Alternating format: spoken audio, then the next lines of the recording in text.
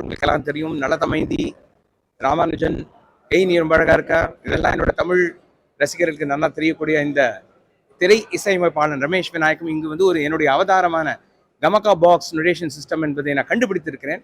அதை வந்து எல்லோரிடம் பகிர்ந்து கொள்ளக்கூடிய ஒரு பெரிய சந்தர்ப்பத்தை இது வந்து எனக்கு அளித்திருக்கிறது. உலகத்தில் யாருக்கும் இசை வரும், அந்த இசை வருவதற்கான ஒரு முயற்சி வந்து அவங்களுக்கு எடுக்க முடியாத ஒரு நிலைமையில இருந்தது.